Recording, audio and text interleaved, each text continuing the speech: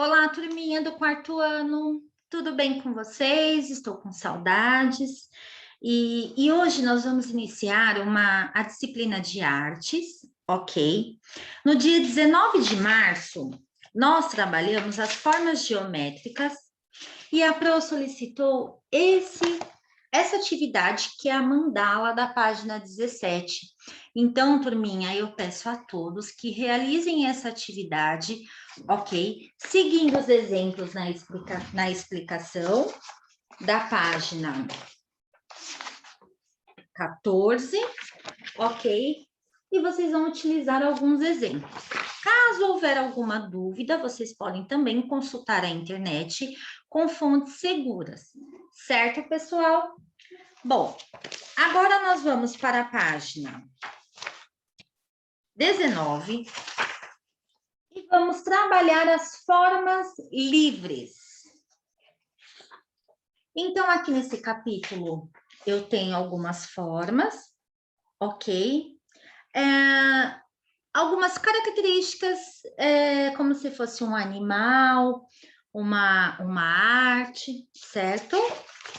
Na página 20, as formas livres não seguem os padrões das formas geométricas, ou seja, existe essa diferença. Com as formas livres, o artista pode criar as figuras que quiser.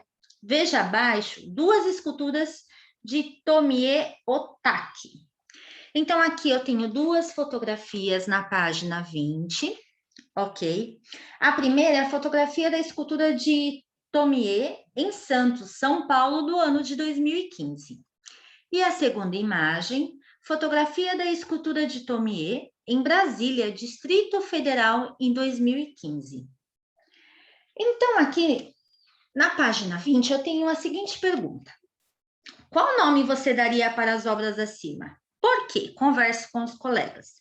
Então, essa resposta é pessoal, né? Você vai usar bastante o lúdico, a sua imaginação, então você vai observar a primeira imagem, a fotografia da escultura em Santos, e você vai dar um nome para essa escultura. Da mesma forma, a segunda imagem, certo? Na página 21, observe algumas formas livres. Então, eu tenho diversas formas livres. O que eu posso fazer com uma das formas? Bom, você pode construir aqui um desenho, você vai usar a sua imaginação, a sua criatividade, para então você criar a sua obra. Não necessariamente um desenho, mas você pode sim fazer uma obra, como se fosse da página 20, usando a sua imaginação, o seu sentimento, certo? Na página 22, isso é só uma explicação, tá, turminha?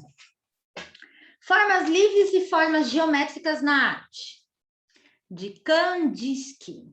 O artista russo fez várias composições combinando formas livres e formas geométricas. Essa maneira de fazer suas pinturas contribui para o desenvolvimento da arte abstrata. Conheça uma das obras. Então, aqui, na página 22, eu tenho algumas obras. Ele mesclou formas geométricas, então aqui eu tenho círculo, eu tenho retângulo, né, com as formas livres, então ele criou a sua obra de arte. Percebam que tem cores, ok? Então são desenhos que têm vida, certo? E na página 23 é uma atividade para fazer, ok? Com lápis de cor, crie um desenho utilizando apenas formas livres. Depois, mostre aos colegas. Então, depois, a Pro quer observar a obra de vocês, ok? Então, essa é a atividade.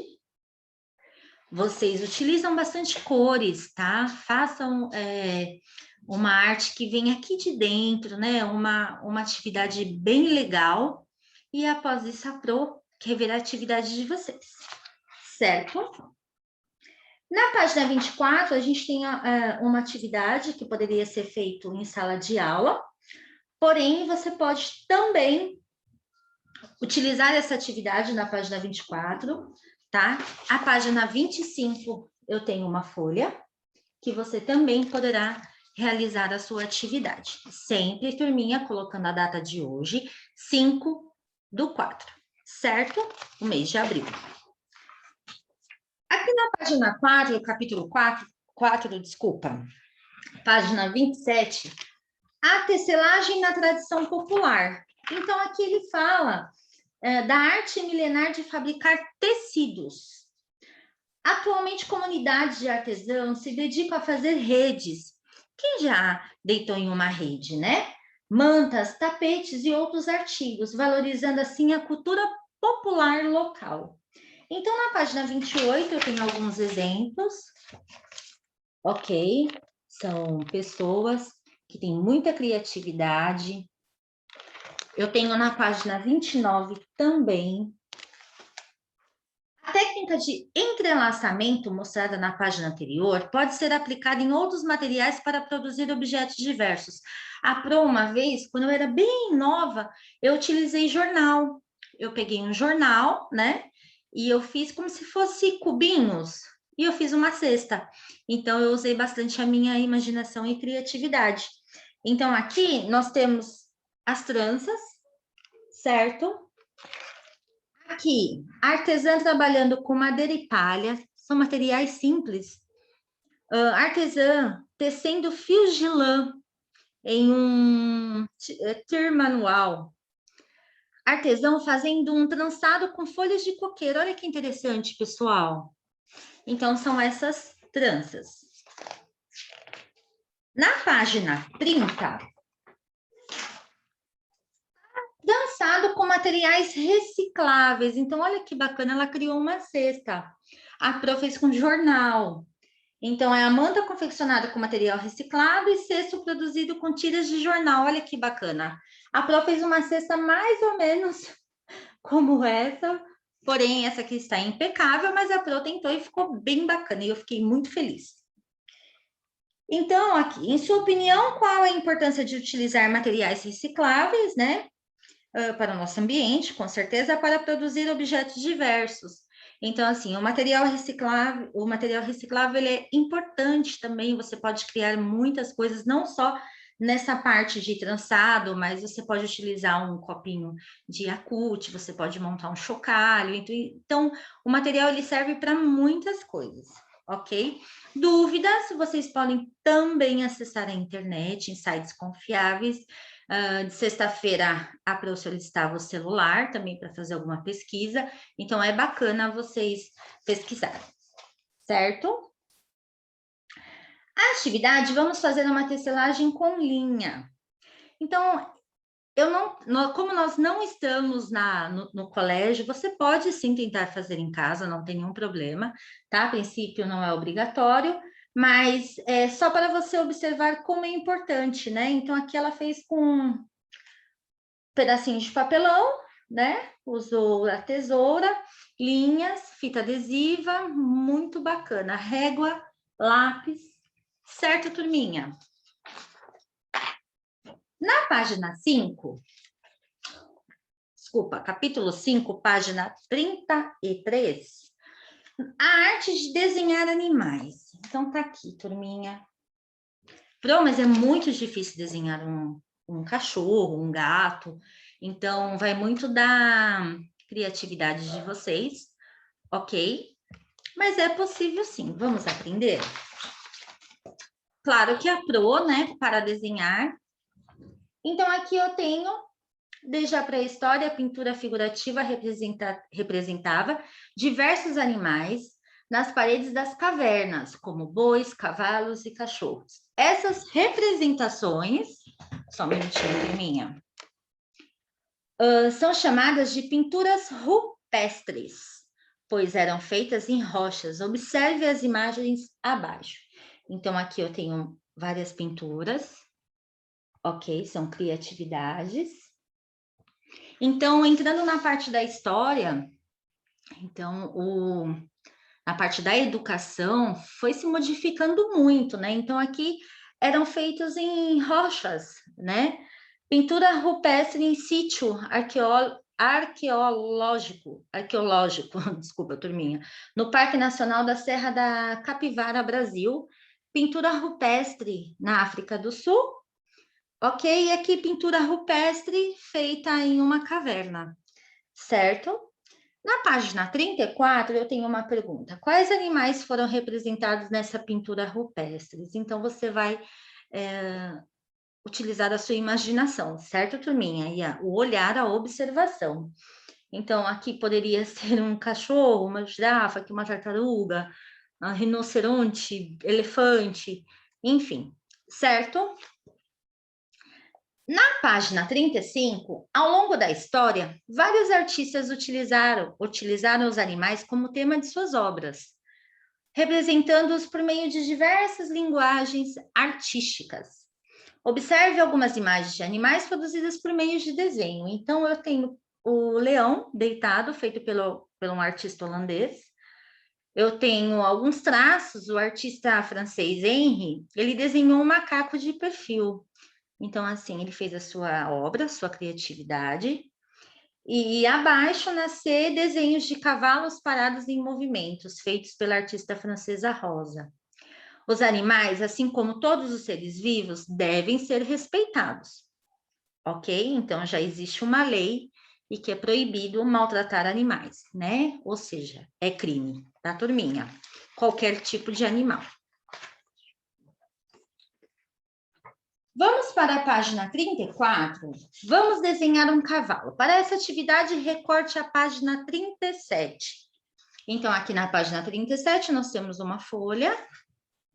E siga as etapas abaixo. Comece desenhando 3 formas semelhantes a círculo. Então, essa atividade, ok, vocês podem realizar. Então, nós vamos fazer esse desenho, são 3 círculos. E aqui, passo a passo da atividade até transformarmos em um cavalo. Bem bacana, né? Vocês podem colorir também, desde que essa parte aqui do círculo ele esteja em negrito, ou seja, vocês podem passar a canetinha, que vocês adoram bastante, né? Tô com saudade de vocês. Vamos agora para a página 39.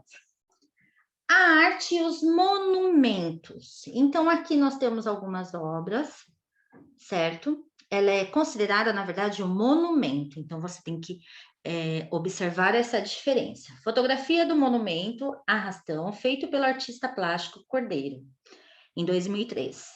Essa obra foi construída em homenagem aos pescadores. Então, aqui são pescadores, turminha. Aqui eu tenho a rede, ok?